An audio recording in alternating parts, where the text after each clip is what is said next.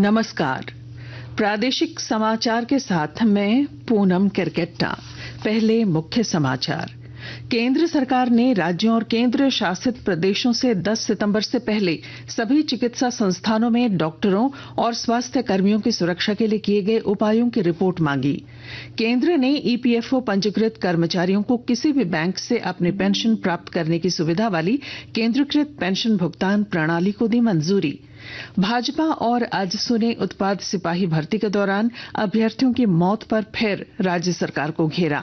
मुख्यमंत्री ने किया पलटवार, कहा कोरोना के गलत टीके के प्रभाव से हो रही हैं मौतें। झारखंड समेत देश भर में आज मनाया जा रहा है शिक्षक दिवस। राष्ट्रपति द्रौपदी मुर्मू नई दिल्ली में बोकारो की डॉक्टर आशा रानी समेत 82 शिक्षकों को राष्ट्रीय शिक्षक पुरस्कार से करेंगी सम्मानित। और मौसम विभाग ने रांची, पलामू और धनबाद समेत राज्य के कई हिस्सों में आज भारी बारिश और वज्रपात को लेकर जारी किया येलो अलर्ट। और अब समाचार विस्तार से। केंद्र सरकार ने राज्यों और केंद्र शासित प्रदेशों से कहा है कि वे 10 सितंबर से पहले सभी चिकित्सा संस्थानों में डॉक्टरों और स्वास्थ्य कर्मचारियों की सुरक्षा के लिए किए गए उपायों की रिपोर्ट उसे भेजें। केंद्रीय स्वास्थ्य सचिव अपूर्व चंद्र ने इस संबंध में सभी राज्यों के मुख्य सचिवों और पुलिस महानिदेशकों को पत्र लिखा है। उनसे कहा गया है कि वे प्रत्येक क्षेत्र और जिले में अधिक भीड़ वाले अस्पतालों की पहचान करें और वहां प्राथमिकता के आधार पर कार्यरत चिकित्सा कर्मियों की सुरक्षा सुनिश्चित करें। कर्मचारी भविष्य निधि योजना के तहत पेंशन पाने वाले लोग अब 1 जनवरी 2025 से देश के किसी भी हिस्से में किसी भी बैंक से अपनी पेंशन प्राप्त कर सकेंगे। इससे 78 लाख से अधिक पेंशन भोगियों को लाभ होगा। केंद्रीय श्रम और रोजगार मंत्री डॉक्टर मनसुख मंडाविया ने इसे कर्मचारी भविष्य निधि संगठन ईपीएफओ की बड़ी उपलब्धि बताया है। उत्पाद सिपाही भर्ती प्रक्रिया को लेकर नेता प्रतिपक्ष अमर कुमार बाउरी ने एक बार फिर राज्य सरकार पर निशाना साधा है। उन्होंने एक्स पर पोस्ट कर कहा कि हेमंत सरकार ने भर्ती के जो नियम बनाए हैं उसकी वजह से आज राज्य के युवाओं की मौत हो रही है। इधर आजसू पार्टी ने भी उत्पाद सिपाही भर्ती के दौरान युवाओं की मौत पर राज्य सरकार को जिम्मेवार ठहराया है। गुमला में विधानसभा स्तरीय चूल्हा प्रमुखों के सम्मेलन के बाद पत्रकारों से बातचीत में पार्टी प्रमुख सुदेश महतो ने कहा कि सरकार को युवाओं की मौत की जवाबदेही लेनी होगी। जेपीएससी वगैरह जो लोग पास कर गए वो भी मजबूरी में कहीं ना आकर इस सिपाही के दौड़ में भाग ले रहे हैं। ये कहीं ना कहीं एक बड़ा कारण है उसका। और दूसरा, एक दौड़ का जो सिस्टम होता है वो हिसाब से शायद कहीं ना कहीं गवर्नमेंट की चूक हुई है। ये 15 किलोमीटर रनिंग या 10 किलोमीटर रनिंग या फिर समय कितना दिया जाना, कहीं ना कहीं सरकार अगर 3 दिन इसको रोकी है तो उल्लंघन कर रही है और सरकार को जिम्मेदारी लेना पड़ेगा, चूंकि 12 परिवार का चिराग बुझ गया है। इस बीच मुख्यमंत्री हेमंत सोरेन ने पहली बार उत्पाद सिपाही भर्ती के दौरान युवाओं की मौत पर अपनी प्रतिक्रिया व्यक्त की है। उन्होंने कहा है कि युवाओं की मौत कोरोना के गलत टीके का प्रभाव है।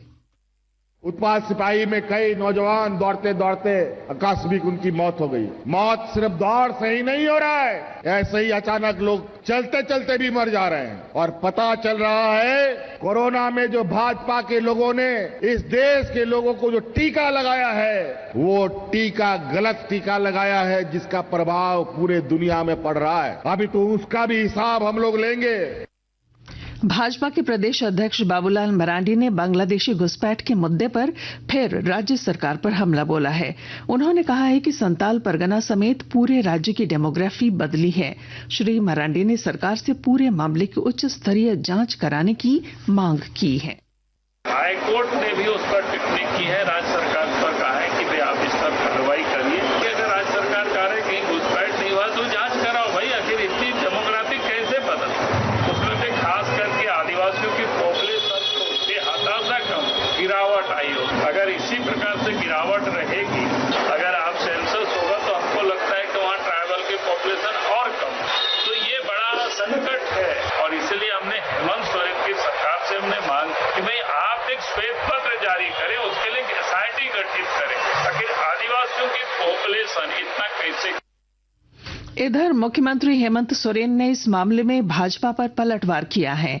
श्री सोरेन ने भाजपा के चुनाव सह प्रभारी और असम के मुख्यमंत्री हिमंता बिस्वा शर्मा पर निशाना साधते हुए कहा कि वे झारखंड में सांप्रदायिक सौहार्द बिगाड़ने की कोशिश कर रहे हैं।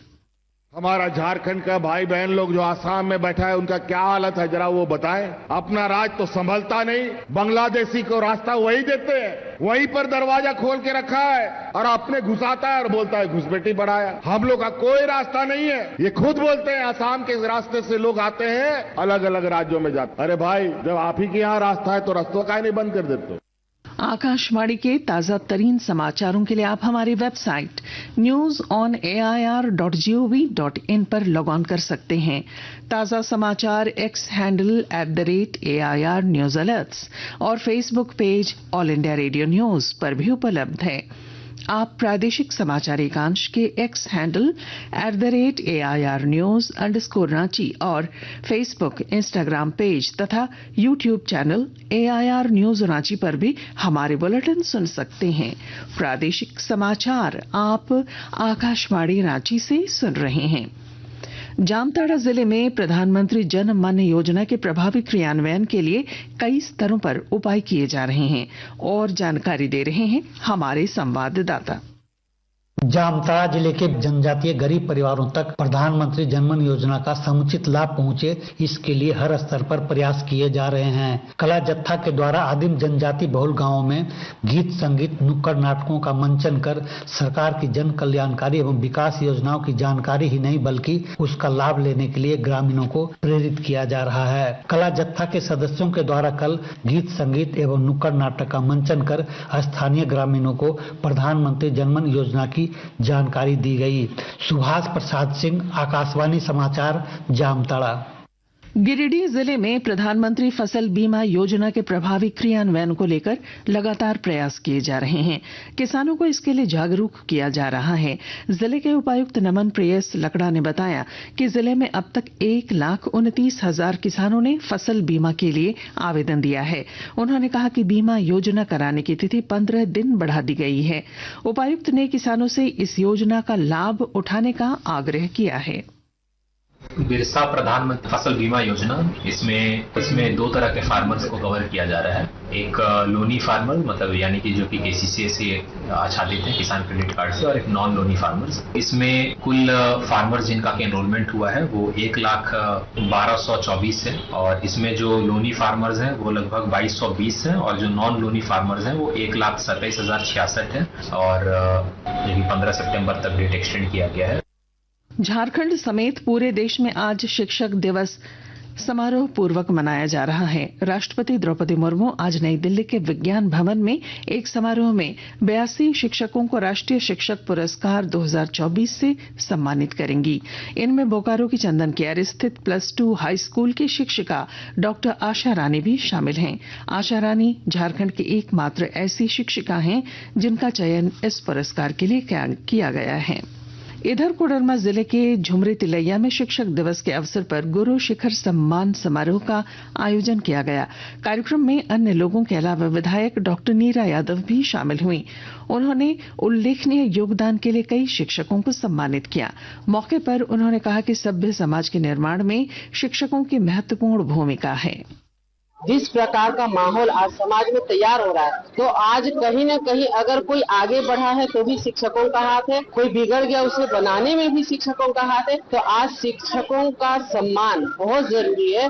और अब मौसम विभाग ने राजधानी रांची समेत राज्य के कई हिस्सों में आज भारी बारिश का पूर्वानुमान व्यक्त किया है। इसके लिए विभाग की ओर से येलो अलर्ट जारी किया गया है। रांची के अलावा जिन जिलों में भारी बारिश की चेतावनी जारी की गई है उनमें पलामू, रामगढ़, गुमला, लोहरदगा, खूंटी, सिमडेगा, चतरा, हजारीबाग, कोडरमा, गिरिडीह, धनबाद और बोकारो भी शामिल हैं। इन जिलों में वज्रपात की भी संभावना व्यक्त की गई है। और अब बुलेटिन के आखिर में मुख्य समाचार। केंद्र सरकार ने राज्यों और केंद्र शासित प्रदेशों से 10 सितंबर से पहले सभी चिकित्सा संस्थानों में डॉक्टरों और स्वास्थ्य कर्मियों की सुरक्षा के लिए किए गए उपायों की रिपोर्ट मांगी। केंद्र ने EPFO पंजीकृत कर्मचारियों को किसी भी बैंक से अपनी पेंशन प्राप्त करने की सुविधा वाली केंद्रीकृत पेंशन भुगतान प्रणाली को दी मंजूरी। भाजपा और आजसू ने उत्पाद सिपाही भर्ती के दौरान अभ्यर्थियों की मौत पर फिर राज्य सरकार को घेरा। मुख्यमंत्री ने किया पलटवार, कहा कोरोना के गलत टीके के प्रभाव से हो रही हैं मौतें। झारखंड समेत देश भर में आज मनाया जा रहा है शिक्षक दिवस। राष्ट्रपति द्रौपदी मुर्मू नई दिल्ली में बोकारो की डॉक्टर आशा रानी समेत 82 शिक्षकों को राष्ट्रीय शिक्षक पुरस्कार से करेंगी सम्मानित। और मौसम विभाग ने रांची, पलामू और धनबाद समेत राज्य के कई हिस्सों में आज भारी बारिश और वज्रपात को लेकर जारी किया येलो अलर्ट। और इसके साथ ही आकाशवाणी रांची से प्रादेशिक समाचार का ये बुलेटिन समाप्त हुआ। नमस्कार।